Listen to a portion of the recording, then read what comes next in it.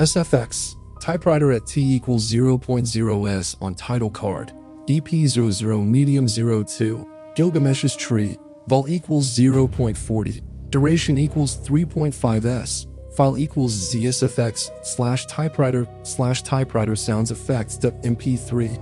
SFX, cinematic boom at landing on the choice was probably wrong. In hook, vol equals 0.60, file equals ZSFX/deep_its/cinematic boom, sound effect, high quality.mp3. In 1938, an American Assyriologist sat in an office in Philadelphia and translated 3 lines of a Sumerian poem. He chose one word. That single choice rewrote the history of Lilith, and the choice was probably wrong. Today, 7 minutes on the most influential mistranslation in Assyriology and the 10 civilizations that, without ever talking to each other, invented the same demon. There is a Sumerian poem dated around 2100 to 1800 BCE. It is called Gilgamesh and the Halupu Tree. The tablets were found at Nippur and Uar in southern Iraq. The story: the goddess Inanna finds a tree by the Euphrates and plants it in her sacred grove in Uruk. She wants the wood for a throne and a bed, but the tree cannot be cut. 3 creatures have moved in. In the roots, a serpent that knows no charm. In the crown, the Anzu bird with its young. And in the trunk, something else. The Sumerian text calls it Ki-Sikulolaku. Inanna weeps. Gilgamesh comes in his bronze armor, kills the serpent. The other 2 flee. Ki-Sikulolaku runs into the desert. End of passage. 3 lines. The creature does not speak, has no story, has no will. What does Ki-Sikulolaku mean? Break the word apart. Ki-Sikul means maiden or young woman. Lil, wind, spirit. La and Ku are grammatical agent suffixes. Literal translation, spirit maiden or maiden of the wind. When Samuel Noah Kramer translated this in 1938, he rendered it as Lilith, a single proper noun. That changed everything. His translation spread through academia and then through popular culture. Search for Lilith in Gilgamesh today, and you will still find his rendering everywhere. The problem: most modern Assyriologists reject it. Bent Alster reads it as spirit maiden. Dina Katz, female spirit dwelling in the wind. Aaron Skaist, a generic female spirit. Joe in Skurlock places it in the broader category of lil spirits.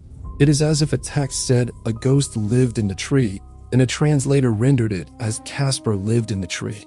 A common noun was being given a proper name. Is there an etymological link between Ki-Sikulolaku and the later Lilith? Yes, the root lil is the same. But etymological kinship is not identity of character. Same root, different beings, different stories. Here is a detail almost nobody gets right when they talk about Lilith. In Mesopotamian demonology, Lilith was not the principal threat against pregnant women and newborns. That role belonged to a different demon, Lamishtu. Lamishtu had the head of a lion, the talons of an eagle, and she specifically hunted women in childbirth and infants. She was the feared one in that context. Lilitu, and especially Ardent Lily, were associated with something else: nocturnal seduction, male infertility, mental illness. So why does Lilith today get blamed for killing babies? Because in the later Jewish and medieval traditions, Lilith absorbed functions that originally were not hers. The threat to newborns, which in Mesopotamia belonged to Lamishtu, ended up attributed to Lilith. 2 characters fused into one, and that fusion did not happen in Mesopotamia. It happened later, when the concept crossed into the Hebrew world and mixed with different fears. The Sumerians were not the only ones who invented this kind of demon. Not even close. In Greece, there is Lamia. According to the myth, a queen of Libya, lover of Zeus. Hera, in revenge, killed her children. Driven mad by grief, Lamia began to abduct and devour the children of other women. Half woman, half serpent in some versions. Greek mothers used her name to frighten their children. Sources: Diodorus Siculus and earlier references in Stesichorus. When St. Jerome translated the Hebrew Bible into Latin in the 4th century, creating the Vulgate, he reached chapter 34, verse 14 of Isaiah, where the Hebrew says Lilith. He translated it as Lamia. With one word, he tied the Hebrew Lilith to the Greek tradition. Greece also had Empusa, a shape-shifting seductress who served Hecate, drained the life of man. Aristophanes, Philostratus. And then Rome. The Romans had the Striges. The poet Ovid describes them in his Fasti, year 8 CE. They have huge heads, fixed eyes, rapacious beaks, hoary plumage, claws armed with hooks. They fly by night. They seek out children left without a nurse. They snatch them from their cradles. Now an etymological detail that will hit you. Strix in Latin became striga in vulgar Latin. Striga became striga in Italian. Striga in Italian means witch. The Roman concept of the Strix is the etymological origin of the European witch. The chain runs 4,000 years. Sumerian wind, demon, Greek Lamia, Roman Strix, medieval witch. But here is the kicker. The pattern is not just Mediterranean. In India, there is the Churel, the spirit of a woman who died in childbirth, with her feet turned backward, who seduces young men and drains their vitality. Documented by William Crook in 1896. Almost identical to ardent Lily. In Mesoamerica, the Aztecs had the Cihuateteo, spirits of women who died in childbirth. They came down to earth on certain days and caused illnesses in children, convulsions, paralysis, deformities. Friar Bernardino de Sahagun documented them in the 16th century. And here is the detail that changes everything. The Cihuateteo existed in complete cultural isolation from the Mesopotamian tradition. There was no contact, no transmission, no copy.